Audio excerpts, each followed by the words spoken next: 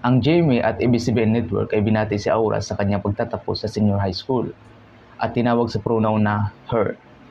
Dahil dito, may mga nag-react gaya ni Jack Argota. Ang sabi niya, anong her?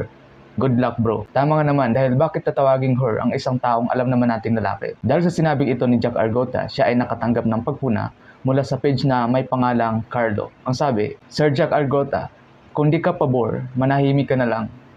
Kaya mas lalo kang di naiintindihan. Madali lang naman magbigay ng respeto sa kapwa.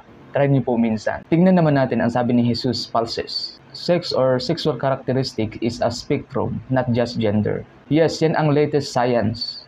From male to female to intersex. By the way, ang pagsasabi ng katotohanan ay hindi nangahulugan na ito ay hindi pagrespeto sa kapwa, kundi paglalantad sa realidad upang buksan ang kaisipang nakatago sa kasinungalingan. Nandito tayo sa panahon kung saan ang pagsasabi ng katotohanan, gaya sa sinabi ni Jack Argota, ay hate speech para sa iba, gaya sa sinabi ni Carlo. Nandito tayo sa panahon kung saan ang tama ay ginagawang mali ng iba at ang mali ay ginagawa nilang tama. Nandito tayo sa panahon kung saan binabago ng mundo ang science, ang lingwahe, rules of grammar para iangkop sa kailang emosyon at nararamdaman na taliwas sa realidad at moralidad. Itong aking mga sinabi at sasabihin ay hindi ito para manira sa reputasyon ng kapwa, kundi ito ay base sa katotohanan at hindi isang manipulasyon. Kaya sana matanggap ninyo ito kahit masakit. If you want respect from others, respect yourself first.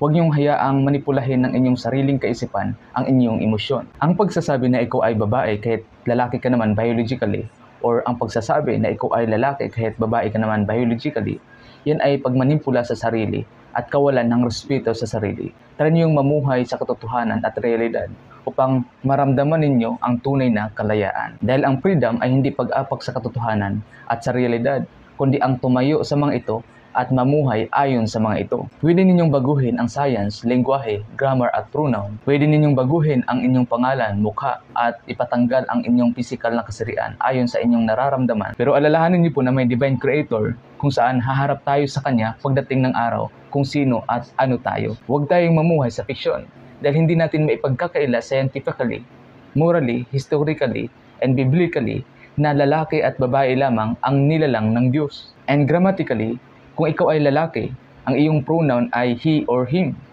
hindi her and she. Ganon din sa babae, ikaw ay her and she, hindi he and him. Keep that in mind.